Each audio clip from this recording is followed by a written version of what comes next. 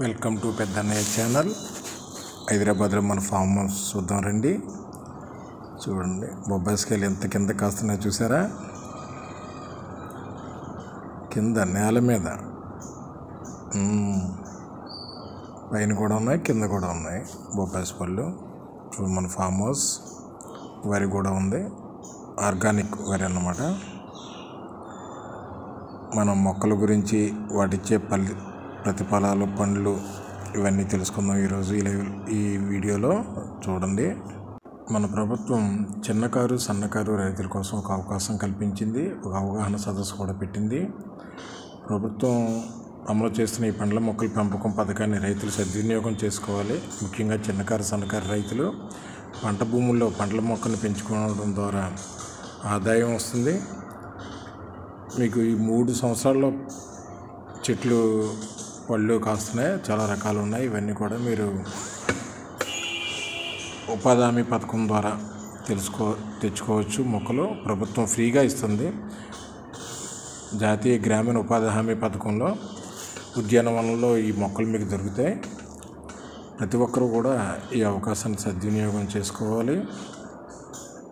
ఆసక్తి ఉన్న వాళ్ళు ఉద్యానవనంలోకి వెళ్ళి మీరు అప్లై చేసుకుంటే మీ భూమి పట్టా పుస్తకం, ఆధార్ కార్డు, ఉపాధి హామీ జాబ్ కార్డు ఇవన్నీ పంచాయతీలో అప్లై చేసుకుంటే ఫీల్డ్ అసిస్టెంట్లు వాళ్ళ దగ్గరుండి మీకు కార్యదర్శుల దగ్గర తీసుకెళ్ళి ఎంపీడీఓ కార్యాలయంలో దరఖాస్తు చేసుకోవచ్చు.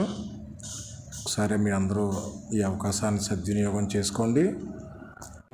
మన తోటలో మామిడి, బత్తాయి, జామ, నారింజ, సపోటా, జీడి మామిడి, సీతాఫలం, దానిమ్మ, యాపిల్ బేర్, కొబ్బరి, మునగ చెట్టు కూడా ఉంది, చింత చెట్టు ఉంది, అల్ల నేరేడు ఉంది, ఆయిల్ ఫామ్ ఉంది, డ్రాగన్ ఫ్రూట్ ఉంది. మొత్తం 16 నుంచి 20 రకాల ఐటమ్స్ ఉన్నాయి మన తోటలో. ఇంకా బొప్పాయి చూసారా ఎంత కిందకు ఉన్నాయో చెట్లు. అన్నీ చిన్న 2-3 ఇయర్స్కి వచ్చేస్తుంది అన్నమాట కాపు ప్రతి ఒక్కటి కూడా. అల్లనేరేడు చెట్టు ఇది.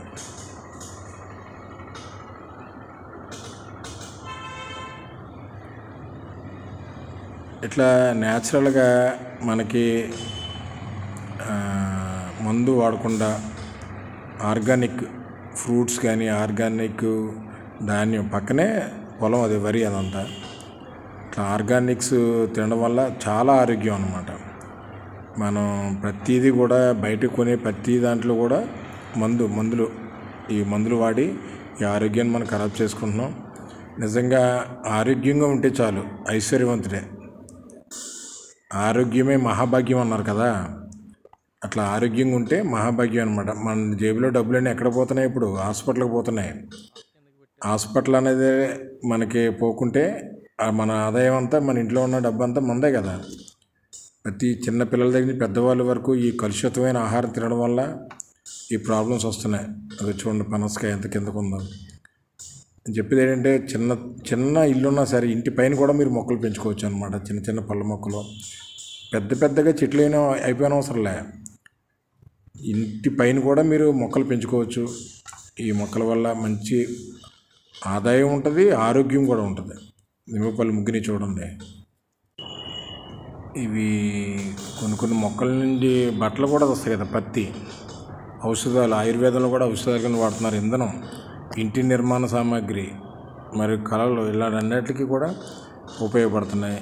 నేల కోతను కూడా తగ్గిస్తుంది అన్నమాట. నీటి ప్రవాహాన్ని నియంత్రిస్తుంది, వాతావరణం శుద్ధి చేస్తాయి, ఆక్సిజన్ ఇస్తున్నాయి కదా మనకి. అనేక జీవులు, చిన్న పక్షులు ఇవన్నీ కూడా ఆహారాన్ని అందిస్తాయి ఈ మొక్కలు. చూడండి, సీతాఫలం మొక్కలు మన రోజువారీ ఆహారంలో ముఖ్యమైన భాగం అన్నమాట. దాని దగ్గర నుంచి కూరగాయల దగ్గర నుంచి పండ్ల దగ్గర నుంచి గింజలు, ప్రతి ఒక్కటి అన్నీ ఉపయోగాలే. మనకి ఎక్కువ శక్తినిచ్చే కార్బోహైడ్రేట్లు, ప్రోటీన్లు, విటమిన్లు, ఖనిజాలు అన్నీ అందిస్తాయి మొక్కలు. ఔషధ మొక్కలు కూడా ఉన్నాయన్నమాట.